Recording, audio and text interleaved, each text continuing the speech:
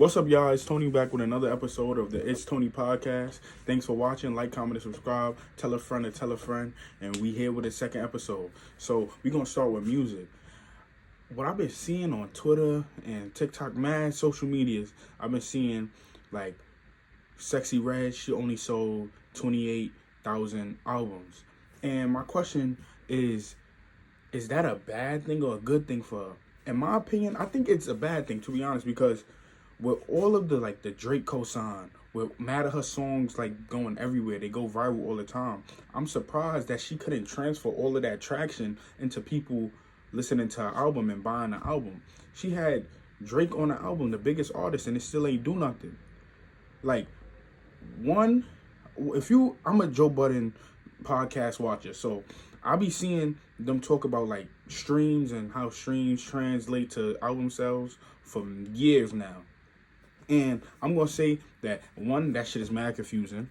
Two, if you seeing people listen to her music so much, and they got to be listening to the album at least one time to see what she talking about on it, or to see if there's another bop. Would it be more beneficial for her to just keep doing mad singles instead of a whole album? Because even this album, I don't feel like they rolled it out Sexy Red has a new album coming out. They didn't do no big rollout. They just put an album out. One day they just pulled the album out. I seen Sexy Red on WWE. I see her all down everybody's timeline. All her songs go viral on TikTok. How you only get 28,000 albums sold? 28,000 copies sold? It just don't make sense to me. People are clearly streaming her music. She has the biggest artist co-sign her. What is going on? I just don't get it. There's no way to wrap my mind around it. I think that she should at least, at minimum, sell 50,000. At least. Sexy Red is one of the biggest female artists out right now. She could get a feature with anybody in the music industry, and you only sell 28,000.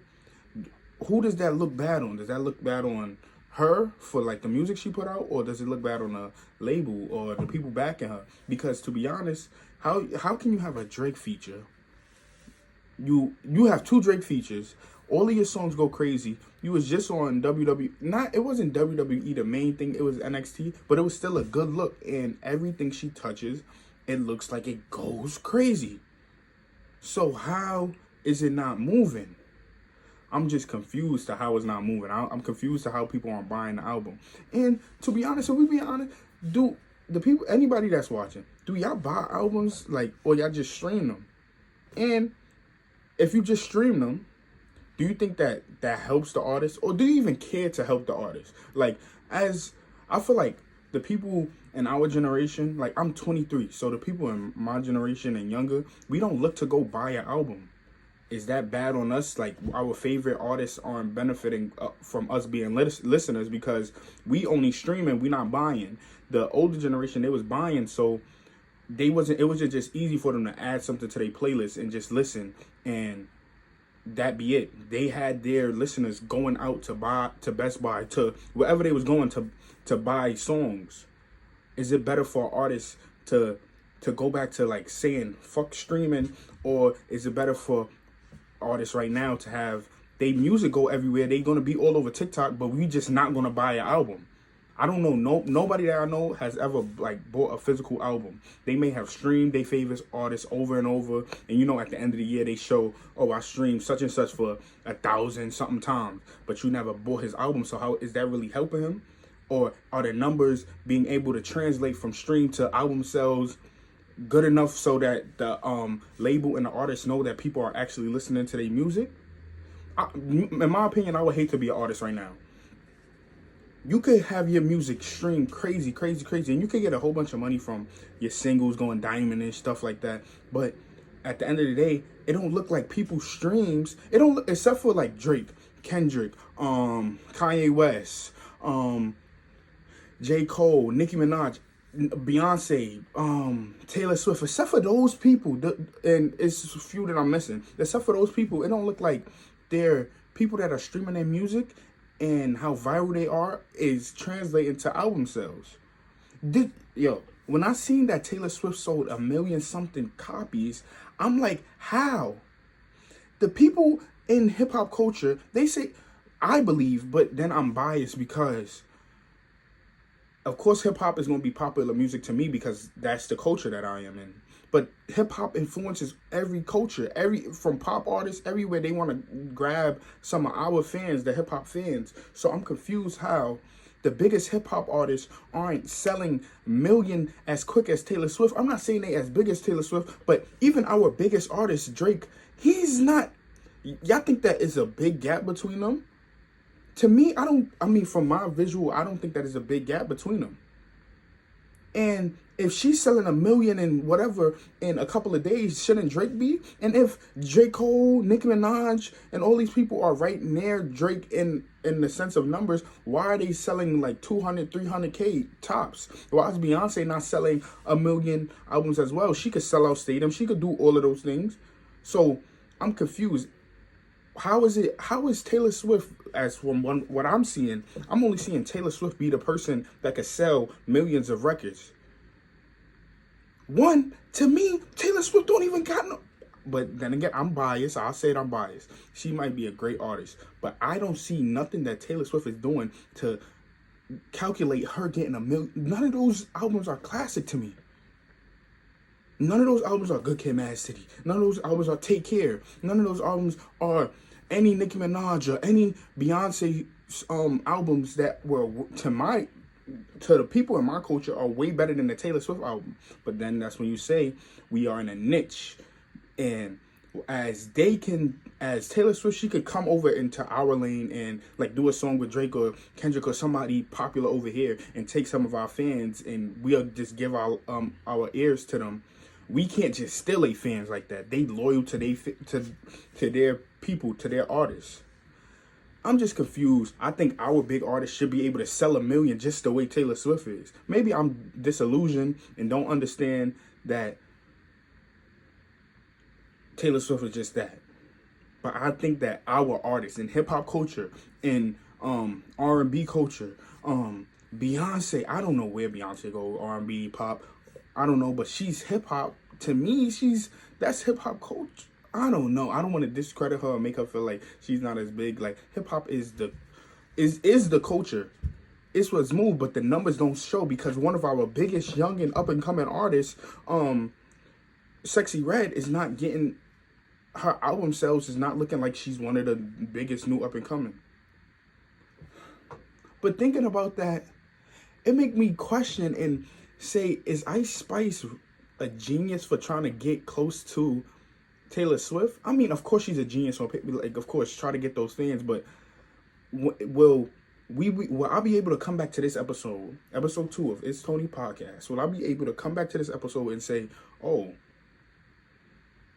Ice Spice got next to Taylor Swift, which was a smart idea? Will I be able to say when Ice Spice drop her next album that those numbers from just being next to Taylor Swift a little bit, they would translate into her album sales being up? I don't know. But to continue with music, we got to talk about Roddy Ricch. I don't know why people don't like Roddy Ricch. I don't think that he's trash. I think it just became something like cool to hate on him. And I know a lot of people saying that, but I really don't understand. Like, somebody has to break it down to me. Somebody in the comments, if I have anybody in the comments, somebody in the comments explain to me. I'm gonna do it myself as well, but somebody explain to me what did Roddy Ricch do that was so bad? 21 Savage, I don't think 21 Savage got no crazy albums that's better than Roddy Ricch albums. I think they do similar things. I think most of the up and coming niggas, except I don't even see Travis Scott as an up and coming nigga, but like most of the newer niggas that's not like the big three or like the older greats, I don't see none of them doing nothing spectacular to be way like to say like Roddy Ricch can't be as good as Lil Baby. Lil Baby is not, he don't have no album that's certified better than a Roddy Ricch album. To be honest, all of them in that realm, all of their albums are okay at best. I don't understand why it became cool to hate on Roddy Ricch. I understand if the music is bad, but even when I go on some of these albums, he has music that sounds good. And most of these people, they don't have music that just sounds terrible because they have the money to invest in their music. But I don't understand why it became so cool to hate on Roddy Ricch. And I said we have to speak about him because he came out with a new song called Survivor's Remorse.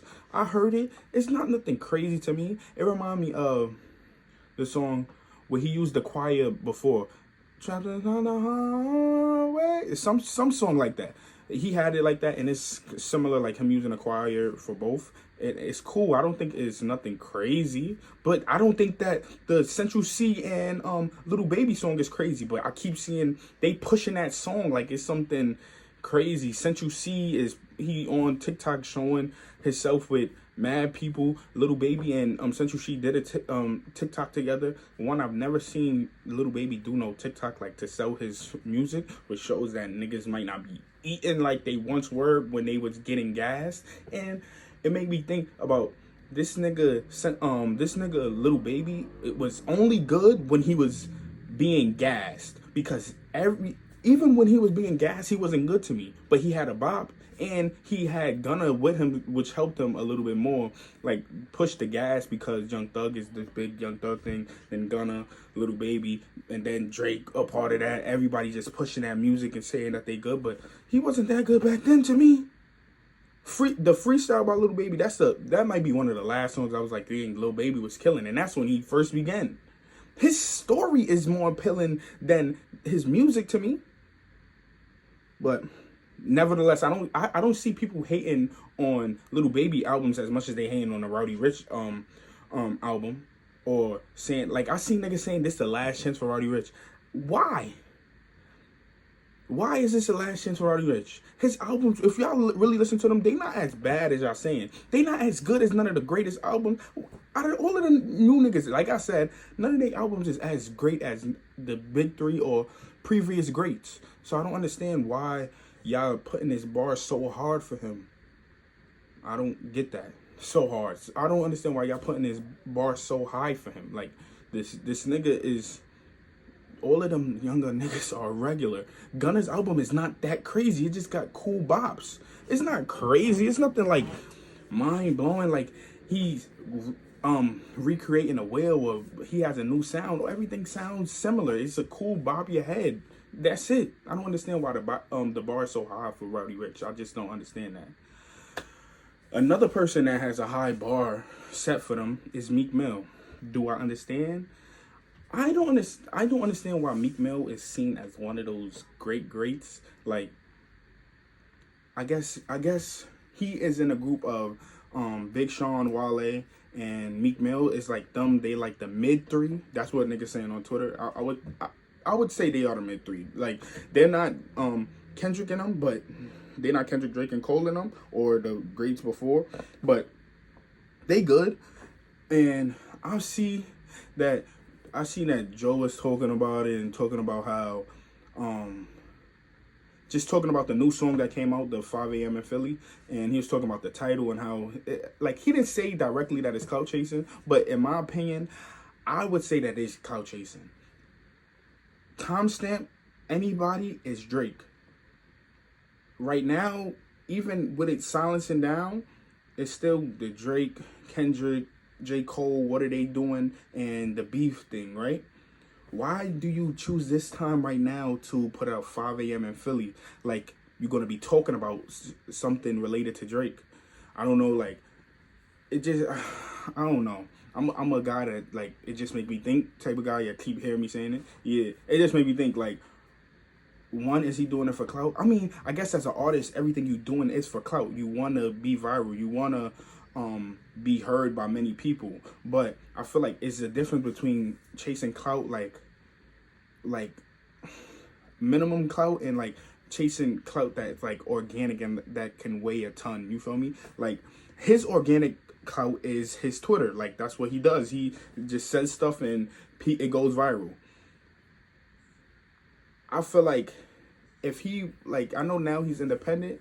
I feel like if he want people to really pay attention to his music more, I feel like he gotta actually do something to say oh, look at my music. Don't just look at my tweets and it go viral or whatever. I feel like you have to actually make good music. And I feel that's the thing that's hurting a lot of artists. That's the thing that's hurting Little Baby. That's the thing that's hurting, it might even be hurting Sexy Red, even though my bar is extremely low for Sexy Red, is that instead of going viral and chasing clout and stuff like that, I think niggas need to just go back to try to make good music.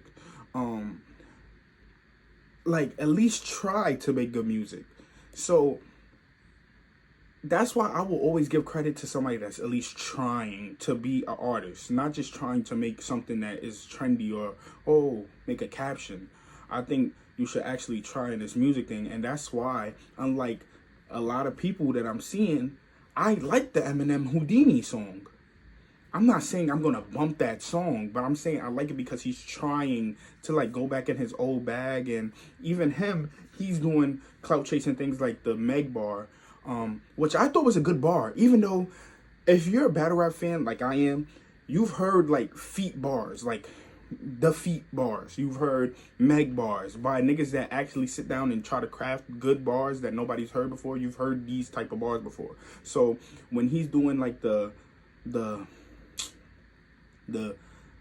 clout chasing bars like the Meg bar, or talking about, like, anything that will get people ears and, like, make people angry, I'm like, okay, cool, I get what you doing. I get you trying to go back into your Slim Shady bag where you was just talking about shit that make niggas mad. But I feel like if you're gonna do that, try to be just a little bit more creative. Just a little bit more creative. Even though I credit him for trying something. Just, like, even a video was creative. Like, just try. As an artist, I think that's what get fans to love you. That's what get fans to stay with you. You trying to gain them. You're not just putting out music and expecting them to listen.